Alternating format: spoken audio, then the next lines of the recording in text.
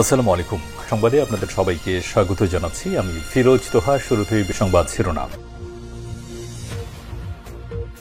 বাংলাদেশের সর্বশেষ গুরুত্বপূর্ণ আপডেট সংবাদে আপনাকে স্বাগত। শুরুতেই সংবাদ শিরোনাম, পরে বিস্তারিত।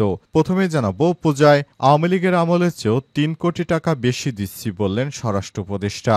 এবারে দুর্গাপূজা উপলক্ষে গত বছর শেখ হাসিনার চেয়েও নিরাপদ, নির্বিঘ্ন ও উৎসবমুখর পরিবেশে অনুষ্ঠিত হবে বলে জানিয়েছেন স্বরাষ্ট্র উপদেষ্টা। তিনি আরও বলেন, আওয়ামী লীগের আমলের থেকে আমরা আরও ৩ কোটি টাকা বেশি বরাদ্দ দিচ্ছি। ৫ কোটি দেওয়ার কথা ছিল, কিন্তু আমরা এবার ৩ কোটি টাকা বেশি দিচ্ছি। এরপর জানাবো, মানবতাবিরোধী অপরাধের মামলায় হাসিনা সহ ৩ জনের বিরুদ্ধে ৪৭তম সাক্ষী হিসেবে যা বললেন নাহিদ ইসলাম। ২০২৪ সালের জুলাই মাসে ঢাকা বিশ্ববিদ্যালয় থেকে শুরু করে সারা দেশে যে দমনপীড়ন চালানো হয়েছিল তা ছিল পরিকল্পিত এবং রাষ্ট্রীয়ভাবে পরিচালিত হয়েছে বলে মন্তব্য করেছেন জাতীয় নাগরিক পার্টির আহ্বায়ক ও জুলাই আন্দোলনের নেতৃত্ব দেয়া নাহিদ ইসলাম। আদালতে দেয়া জবানবন্দিতে জাতীয় নাগরিক পার্টির আহ্বায়ক নাহিদ ইসলাম এই মন্তব্য করেছেন।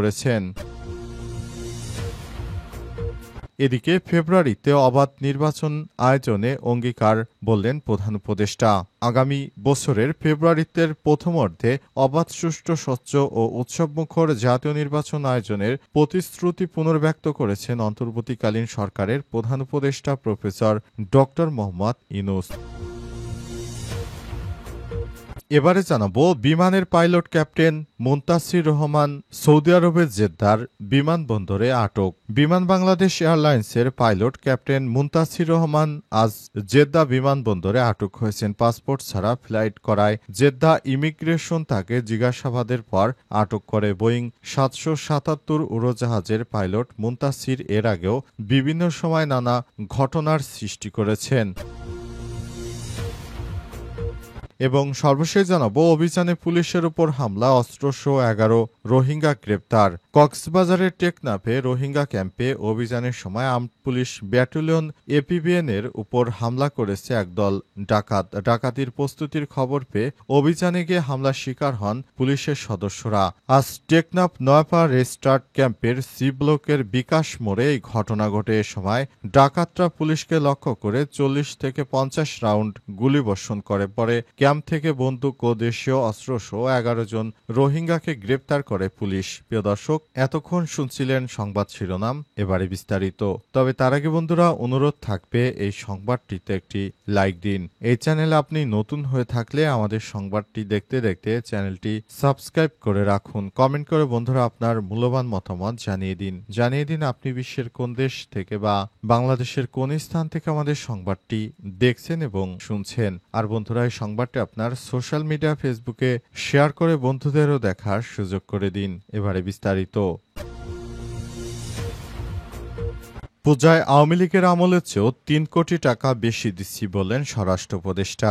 এবারে দুর্গাপূজা গতবারের চেয়ে নিরাপদ এবং নির্বিঘ্ন এবং উৎসবমুখর পরিবেশে অনুষ্ঠিত হবে বলে জানিয়েছেন স্বরাষ্ট্র উপদেষ্টা লেফটেন্যান্ট জেনারেল জাহাঙ্গীর আলম চৌধুরী। তিনি বলেছেন, আমরা দুর্গাপূজাকে এমনভাবে পালন করার সিদ্ধান্ত নিয়েছি, আগের থেকে অনেক বেশি জাঁকজমকপূর্ণ হবে এবারের দুর্গাপূজায় এবারে শেখ হাসিনার আমলের থেকেও ৩ কোটি টাকা বেশি দেয়া হচ্ছে। এ দুর্গাপূজায় যেন হিন্দু ধর্মের সমস্ত মানুষজন একসঙ্গে মিলেমিশে তাদের পূজা উদযাপন করতে পারে, এজন্য অন্তর্বর্তীকালীন সরকারের পক্ষ থেকে নির্দেশ দেওয়া হয়েছে এবং সবাইকে সর্বোত্তক সহায়তা করবে বাংলাদেশের সরকার। অন্তর্বর্তীকালীন সরকারের প্রধান উপদেষ্টা প্রফেসর ড মোহাম্মদ ইউনূসের সরকার এমনভাবে রাষ্ট্র পরিচালনা করছেন যাতে করে দেশের সমস্ত মানুষ তাদের যথাযথ সহায়তা পায়। এজন্য অন্তর্বর্তীকালীন সরকারের প্রধান উপদেষ্টা প্রফেসর ড মোহাম্মদ ইউনূসের সরকার বিষয়টি খুবই গুরুত্ব সহকারে দেখছে এবং সেই অনুযায়ী কাজ করা হচ্ছে। এ সময় তিনি আরো বলেন, আমরা সবাই চাই হিন্দু ধর্মাবলম্বীদের পূজাটি সঠিকভাবে অনুষ্ঠিত হোক।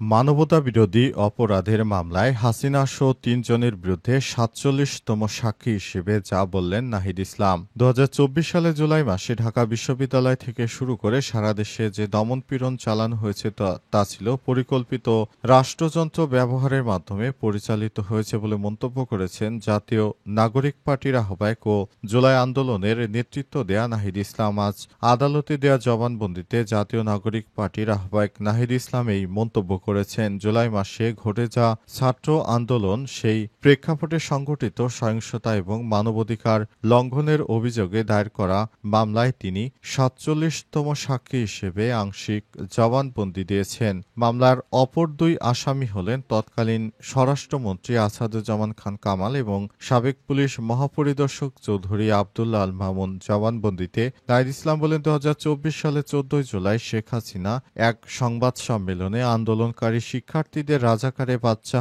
ও রাজাকারে নাতিপুতি বলে আখ্যা দেন এবং কোটা প্রথার পক্ষে অবস্থান নেন। তার ভাষায় এই বক্তব্য সরকারের দমন-পীড়নের কার্যক্রমকে একটি বৈধতা দিয়ে দেয়, যার মাধ্যমে আন্দোলনের ন্যায্যতা খাটো করে দেখার চেষ্টা করা হয়। তিনি আরো বলেন, ওই বক্তব্যের পর সারা দেশের শিক্ষার্থীরা অপমানিত হয়ে রাতেই প্রতিবাদে ফেটে পড়ে। এরপরই আস্তে আস্তে আন্দোলন সংঘটিত হয় এবং শেখ হাসিনা একসময় দমন-পীড়ন চালাতে থাকে। তার হামলায় বাংলাদেশের প্রায় ২,০০০-এর মতো মানুষ নিহত হয়েছে। এগুলোর বিচার করতে হবে। ফেব্রুয়ারিতে অবাধ নির্বাচন আয়োজনের অঙ্গীকার প্রধান উপদেষ্টার। আগামী বছরের ফেব্রুয়ারির প্রথমার্ধে অবাধ, সুষ্ঠু, স্বচ্ছ ও উৎসবমুখর জাতীয় নির্বাচনের আয়োজনের প্রতিশ্রুতি ব্যক্ত করেছেন অন্তর্বর্তীকালীন সরকারের প্রধান উপদেষ্টা প্রফেসর ড. মোহাম্মদ ইউনূস। তিনি বলেছেন, এই নির্বাচন হবে ইতিহাসের সবথেকে সুষ্ঠু ও নিরাপদ এবং স্বচ্ছ নির্বাচন। এই নির্বাচনের মাধ্যমে আমরা সবাই ১৭ বছর যে ভোট দিতে পারি না, এখন স্বতঃস্ফূর্তভাবে আমরা ভোট দিব। অন্তর্বর্তীকালীন সরকারের প্রধান উপদেষ্টা প্রফেসর ড. মোহাম্মদ ইউনূসের সরকার এই নির্বাচনটাকে সুষ্ঠু করার জন্য সব রকমের ব্যবস্থা গ্রহণ করছে। অন্তর্বর্তীকালীন সরকারের প্রধান উপদেষ্টা প্রফেসর ড. মোহাম্মদ ইউনূসের সরকার নির্বাচনটিকে সুষ্ঠু ও সুন্দরভাবে করার জন্য সবকিছু করে যাচ্ছে, যেটা খুবই ভালো একটি বিষয় হয়ে দাঁড়িয়েছে। অন্তর্বর্তীকালীন সরকারের প্রধান উপদেষ্টা প্রফেসর ড. মোহাম্মদ ইউনূসের সরকার বেশ ভালোভাবে সবকিছু ম্যানেজ করার চেষ্টা করছেন এবং এই নির্বাচনে সবাইকে একসঙ্গে স্বতঃস্ফূর্তভাবে অংশগ্রহণের জন্য আহ্বান জানিয়েছেন। তিনি বলেন, এই নির্বাচনে সরকারের সবথেকে গুরুত্বপূর্ণ একটি মহৎ দায়িত্ব তিনি অর্পণ করেছেন এই নির্বাচনটা সুষ্ঠু করার লক্ষ্যে। বিমানের pilot captain Muntasir Rahman Jeddah বিমানবন্দরে গ্রেপ্তার। বিমান বাংলাদেশ এয়ারলাইন্সের পাইলট ক্যাপ্টেন মুনতাসির রহমান মঙ্গলবার রাতে সৌদি আরবের জেদ্দা বিমানবন্দরে আটক হয়েছেন। পাসপোর্ট ছাড়া ফ্লাইট করায় জেদ্দা ইমিগ্রেশন তাকে জিজ্ঞাসাবাদের পর আটক করেন। বোয়িং ৭৭৭ উড়োজাহাজের পাইলট মুনতাসির এর আগেও বিভিন্ন সময় নানা ঘটনার সৃষ্টি করেছেন তিনি। আজ বিমান কর্তৃপক্ষের তত্ত্বাবধানে তাকে বিমানবন্দর থেকে হোটেলে নিয়ে যাওয়া হয়। পরে সন্ধ্যার ফ্লাইটে ক্যাপ্টেন মুনতাসিরের পাসপোর্ট পাঠানোর ব্যবস্থা করেছে বিমান কর্তৃপক্ষ। বিমানে জবাবদিহিতা না থাকা এই ধরনের ঘটনার পুনরাবৃত্তি ঘটেছে। এর আগেও ক্যাপ্টেন ফজল মাহমুদ সাবেক প্রধানমন্ত্রী শেখ হাসিনার ফ্লাইট চালিয়ে দোহায় গিয়ে আটক হন। তিনি পাসপোর্ট ছাড়া প্রধানমন্ত্রীর ফ্লাইট পরিচালনা করেন। সে সময় তাকে দোহা বিমানবন্দরের বাইরে যেতে দেওয়া হয়নি। তিনি পরে অন্য ফ্লাইটে দেশে ফেরেন। বিমানের অপর এক সূত্র থেকে জানা গেছে, এরপর গত ৩১শে জানুয়ারি ক্যাপ্টেন এনাম ঢাকা লন্ডন রুটে মেয়াদোত্তীর্ণ আইডি কার্ড নিয়ে ফ্লাইট পরিচালনা করায় তাকে হিথ্রো বিমানবন্দরে আটক করে ইমিগ্রেশন কর্তৃপক্ষ। এরপরও তাকে টিকেট করে বিমানের ফ্লাইটে ফেরত পাঠানো হয়। এটিকে বলে আনসেফ অপারেশন, কারণ লং রুটের ফ্লাইটগুলোতে ৩ জন ককপিট ক্রু দিয়ে অপারেশন করা হয়। এ বিষয়ে বিমানের প্রধান নির্বাহী ও ব্যবস্থাপনা পরিচালক মোহাম্মদ সাদিকুর রহমানের সঙ্গে যোগাযোগ করা হলে তিনি পরিচালক ফ্লাইট অপারেশনের সাথে যোগাযোগ করতে বলেন।